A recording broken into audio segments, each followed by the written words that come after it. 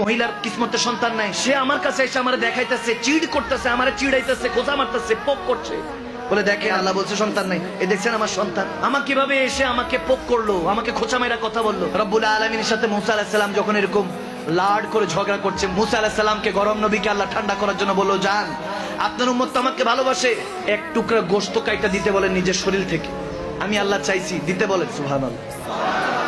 দেখি আপনার উম্মত কেমন ভালোবাসে। বলে এটা কোনো ব্যাপারই না, নো ম্যাটার। দৌড়ায় গেছে উম্মতের কাছে, সবাই বলে এই উম্মত আল্লাহকে ভালোবাসিস? বলে ইয়া মুসা আলাইহিস সালাম ভালোবাসি। বলে এক টুকরা নিজের জিসম থেকে গোশত চাইছে, আল্লাহ দাও তো। এখন বলতেছে হুজুর আমার তো কালকে একটু কাজ আছে, আমার একটু সমস্যা আছে হুজুর, ফ্যামিলিগত একটু সমস্যা, কালকে দি হুজুর। মুসা আলাইহিস সালাম বুঝছে এটা বাউতাবাজ আওয়াজ দেয়, এগুলোর নামে মুসলমান কামে না। আওয়াজ কম হয়েছে মানে না, আরো জোরে বলতে হবে।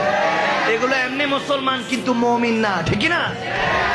আরেকজনের কাছে গেছে, এই আল্লাহকে ভালোবাসিস?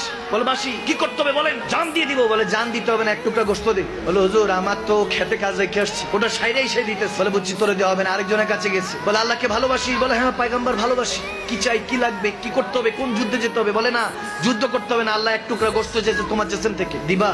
বলে ইয়া মুসা কালিমুল্লাহ আমি তো এমনি বৃদ্ধ, আমার তো শরীরে জান নাই, আপনি আরেকটা যুবক দেখে যান, তাহলে সমস্যা হবে না। এভাবে মুসা আলাইহিস সালাম দারবাদার ঘুরছেন, কেউ দিচ্ছে না।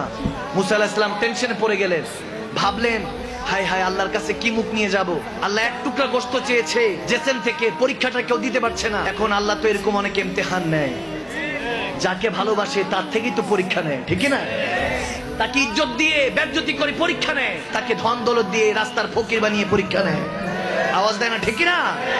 আল্লাহ যাকে ভালোবাসে, আর দুনিয়া সিজুল মুমিন ওয়া জান্নাতুল লিল কাফির, দুনিয়াটা মুমিনের জন্য জেলখানা এবং কাফেরদের জন্য বেহেশত বানিয়েছেন আল্লাহ। এজন্য মুমিনের জন্য জেলখানায় সব সময় পরীক্ষা থাকবে, ঠিক না?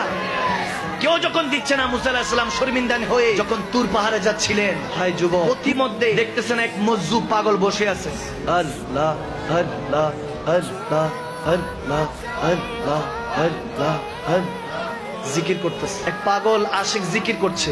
মুসা আলাইহিস সালাম চিন্তা করলেন এ তো পাগল, আচ্ছা একটু জিজ্ঞেস করে দেখি, আমারই তো উম্মত।